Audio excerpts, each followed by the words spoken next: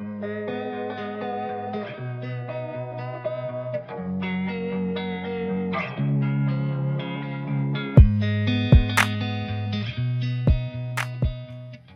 up Internet, and welcome back to On the Sofa, where I talk about whatever I want.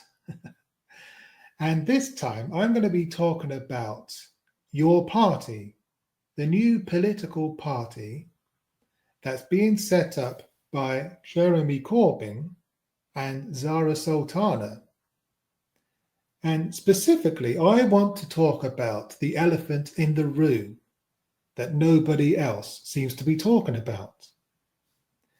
You see, at the time of record, 700,000 people have signed up to receive more information about your party. And people, or at least people on the left, are heralding this as a great success, stating emphatically that yes, socialism is back, the left is back. This is going to be awesome. Your party are going to trounce the Labour Party in the next general election. It's going to be amazing. It's going to be brilliant. But is it? I'm not so sure. I mean, I consider myself to be on the left, a socialist. And I must admit that I'm skeptical about this new party. Because the thing is, yes, okay, 700,000 people may have signed up on the Your Party website. But let's take a step back and look at that fact for what it is. Just because 700,000 people have signed up for more information, it doesn't necessarily follow that all these 700,000 people will actually become active members of the party once it's fully set up. And even if they do, it doesn't automatically follow that all these 700,000 people will vote for this new political party, currently known as Your Party. And to take the argument to the next level, even if 700,000 people vote for Your Party in the next general election, that is not necessarily going to translate to seats because of the way that our voting system is currently set up. We currently have the first past the post voting system. And these 700,000 votes are going to be split into different constituencies. And so you may only have 1,000 or 2,000 votes per constituency, say, for example.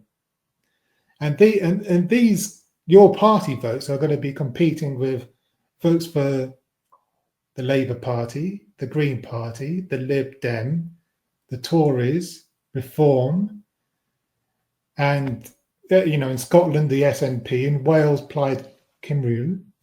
Forgive me if I've butchered that pronunciation.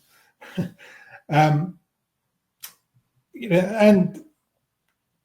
so the party with the most votes is going to be the party that wins. That's why it's called first past the post. And so the thing is, what some people are saying is that this new party is going to split the left vote. But I don't quite characterize it that way. I characterize it as the keep the Tories and Reform out vote. It's the keep the Tories and Reform vote that is going to be split between Labour, Lib Dem, the Greens, and your party, and and other regional parties, depending on where you live. And so, but before I get to the the point that I was going to make, let's rewind a bit. I can hear some people saying, well, I can hear the clackety clack of the keyboard in the comments section saying, but Mike, this is just early days. There may only be 700,000 sign-ups at the moment, but give it a chance. There's still 3.5 odd years, until the next general election. There's plenty of time for this fledgling party to gain more traction, to gain more followers. But here's the thing. Even in 2017, where, when the Labour Party, did very well against Theresa May's Tory party, the Conservative Party, they still didn't win. Yes, crowds of people turned up to see Jeremy Corbyn wherever he went. And thousands of people, turned up to see him at, I think it was the Broodnell Club here in Leeds. And people had to, there were crowds of people outside the club, because they couldn't get in. But those thousands of people who turned up to see Jeremy Corbyn speak, those thousands did not translate into seats. He still didn't win. And of course, Labour took a trouncing in 2019. And even though on both occasions he got more, Jeremy Corbyn's Labour Party got a lot more votes than Keir Starmer's Labour Party did last year. But because that is the unfortunate reality of how the first past the post system works. So I remain skeptical. I think all that is going to happen is that keep the Tories and Reform vote is going to be split, and you could very well, we could very well end up with a Reform government or a Reform Tory coalition. And so, so as I say, I remain skeptical. So what's the solution? Well, I think the solution is twofold. Firstly, the Green Party and your party need to work together. Where the Green Party have a better chance of getting in, then your party needs to stand down in that constituency, and vice versa.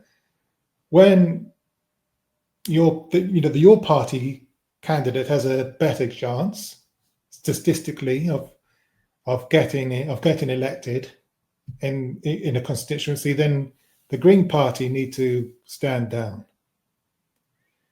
And it is looking hopeful that that some kind of partnership agreement will take place now that Zach Polanski has become leader of the Green Party. He has said in the past that he's willing to work with your party, with Jeremy Corbyn and Zara Sultana. So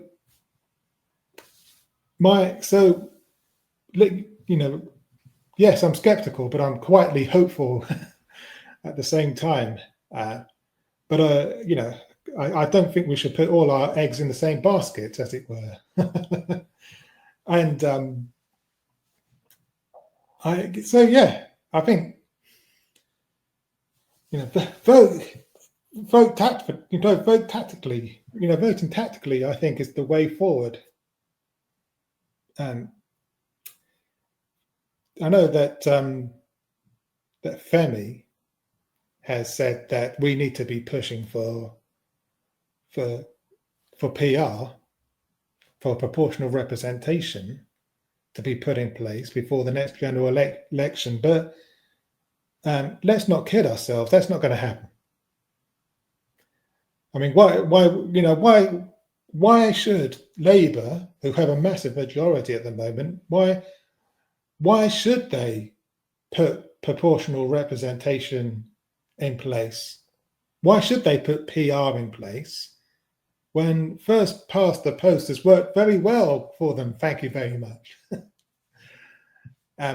So, the best thing we can do is do some research, and where the Green Party have got a better chance of getting in, vote Green, or where your party have got a better chance of getting in, vote for your party candidate. Or if the Lib Dems have got a better chance of getting in your constituency, vote for the Lib Dem candidate. In order, and hopefully that way, that we'll end up with a progressive alliance. Hopefully between the Green Party, your party, and maybe the Lib Dems and independent candidates as well. So, yeah, that's all I've got to say about your party. I'm